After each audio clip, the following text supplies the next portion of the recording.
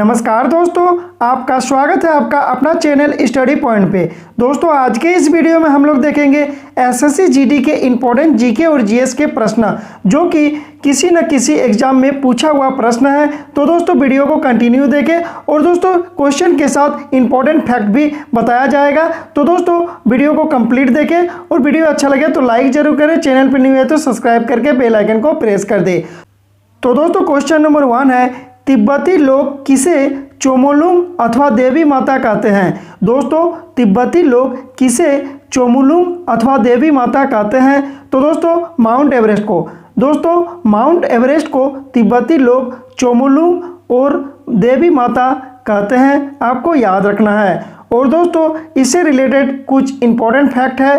दोस्तों विश्व की सबसे ऊंची चोटी माउंट एवरेस्ट है और दोस्तों इसकी ऊंचाई 8,848 मीटर है।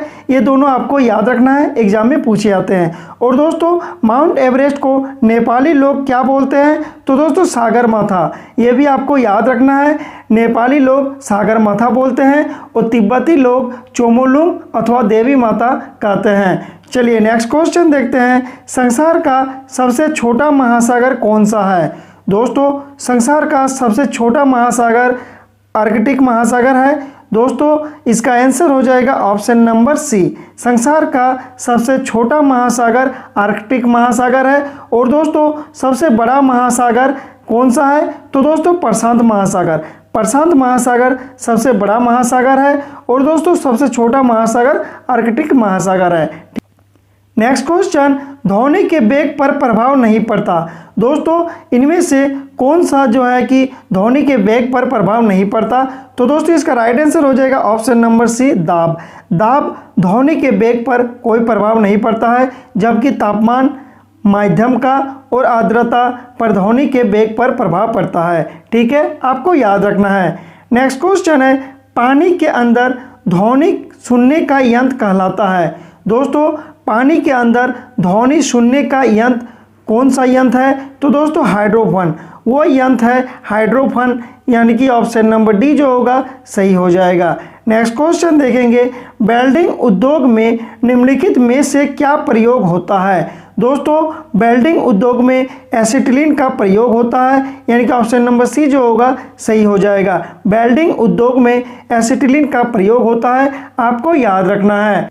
नेक्स्ट क्वेश्चन है, कार्बन का एक अपरूप नहीं है। दोस्तों इनमें से कौन सा कार्बन का अपरूप नहीं है, आपको बताना है। तो दोस्तों कोयला, कोयला कार्बन का अपरूप नहीं है। हीरा, ग्रेफाइट और फुलरिन ये तीनों जो है कार्बन का अपरूप है, आपको याद रखना है। इसका आंसर हो जाएगा ऑप्शन नंबर सी, कोयला।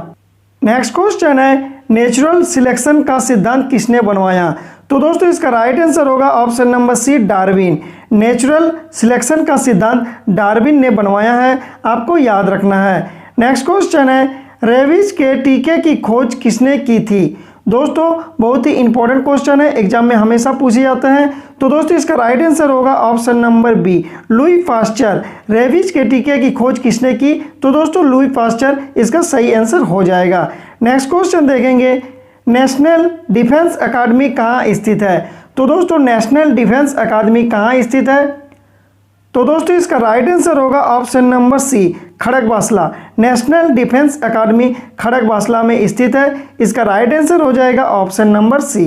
नेक्स्ट क्वेश्चन है, डीएनए जांच केंद्र कहाँ है। दोस्तों डीएनए जांच केंद्र कहाँ है, इसका राइट आंसर होगा हैदराबाद। डीएनए जांच केंद्र हैदराबाद में है, आपको याद रखना है। नेक्स्ट क्वेश्चन है, नाटो का मुख्यालय कहाँ है। दोस्तों नाटो का मुख्यालय कहाँ है। तो इसका राइट आंसर हो जाएगा ब्रुसेल्स। ब्रुसेल्स में नाटो का मुख्यालय है, आपको याद रखना है। इसका राइट आंसर हो जाएगा option number A. Next question है, WHO की स्थापना किस वर्ष हुई थी। बहुत ही इंपॉर्टेंट प्रश्न है दोस्तों, WHO की स्थापना किस वर्ष हुई थी। तो दोस्तों इसका राइट आंसर होगा ऑप्शन नंबर ए, 1948। 1948 को WHO की स्थापना हुई है, आपको याद रखना है। बहुत ही इंपॉर्टेंट क्वेश्चन है दोस्तों। नेक्स्ट क्वेश्चन है, संसार का सबसे बड़ा डाक नेटवर्क किस देश में है। दोस्तों विश्व का सबसे बड़ा डाक नेटवर्क किस देश का है। तो दोस्तों इसका राइट आंसर हो जाएगा भारत। भारत का सबसे बड़ा डाक नेटवर्क है, आपको याद रखना है। इसका राइट आंसर होगा option number C. Next question देखेंगे, भारत का राष्ट्रीय पक्षी कौन सा है। तो दोस्तों सिंपल सा प्रश्न है, भारत का राष्ट्रीय पक्षी मोर है। आपको याद रखना है, ऑप्शन नंबर डी इसका सही आंसर हो जाएगा। नेक्स्ट क्वेश्चन, कौन सा दिन यूनिसेफ दिवस के रूप में मनाया जाता है। दोस्तों कौन सा दिन यूनिसेफ दिवस के रूप में मनाया जाता है। आपके पास ऑप्शन है 9 दिसंबर, 10 दिसंबर, 12 दिसंबर, 11 दिसंबर। तो दोस्तों यूनिसेफ दिवस 11 दिसंबर को मनाया जाता है। आपको याद रखना है, इसका राइट आंसर होगा ऑप्शन नंबर डी।